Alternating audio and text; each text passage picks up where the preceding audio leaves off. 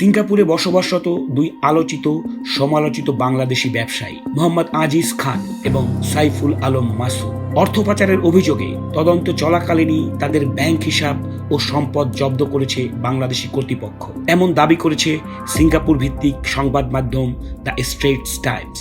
কিন্তু এই অভিযোগ অস্বীকার করেছেন দুই ব্যবসায়ী। তাহলে আসলে কি ঘটেছে? মোহাম্মদ আজিজ খান বিদ্যুৎ, বন্দর, অবকাঠামো, যোগাযোগ ও রিয়েল এস্টেট খাতে সুপরিচিত নাম। প্রতিবেদন অনুযায়ী তদন্ত চলমান থাকা অবস্থায় তার এবং তার পরিবারের ব্যাংক হিসাব ও সম্পদ জব্দ করা হয়েছে। তবে তিনি জানিয়েছেন, আমাদের বিরুদ্ধে কোনো মামলা নেই, আমরা সরকারের যে কোনো অনুসন্ধানকে সমর্থন করি এবং জানি আমরা নির্দোষ প্রমাণিত হব। তার দাবি, চলমান পরিস্থিতির কারণে নতুন বিনিয়োগ ও ব্যবসায়িক পরিকল্পনা বিলম্বিত হচ্ছে। অন্যদিকে সাইফুল আলম মাসুদ, যিনি এস আলম নামেই অধিক পরিচিত, খাদ্য উৎপাদন, জ্বালানি শক্তি, পরিবহন ও যোগাযোগ খাতে তার ব্যবসা বিস্তৃত। প্রতিবেদন বলছে তার ও তার পরিবারের সম্পদ বাজেয়াপ্ত করা হয়েছে।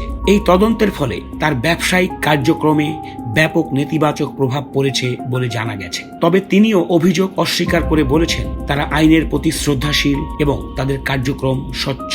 2025 সালের ডিসেম্বরে মানি লন্ডারিং প্রতিরোধ এবং পাচারকৃত তহবিল পুনরুদ্ধার সংক্রান্ত জাতীয় সমন্বয় কমিটি প্রায় 66,000 কোটি টাকার সম্পদ বাজেয়াপ্ত করে। এই তালিকায় ছিল 10টি বড় ব্যবসায়িক গ্রুপ, যার মধ্যে উল্লেখিত গ্রুপগুলো রয়েছে বলে প্রতিবেদনে দাবি করা হয়। নতুন প্রশাসনের বিভিন্ন পদক্ষেপ ও তদন্ত কার্যক্রমের ফলেই এই পরিস্থিতির সৃষ্টি হয়েছে বলে মনে করা হচ্ছে। অর্থ পাচারের অভিযোগ, সম্পদ জব্দ, আন্তর্জাতিক সংবাদ মাধ্যমের প্রতিবেদন, সব মিলিয়ে পরিস্থিতি বেশ জটিল। তবে দুই ব্যবসায়ী বলছেন তারা নির্দোষ এবং তদন্তে সহযোগিতা করছেন।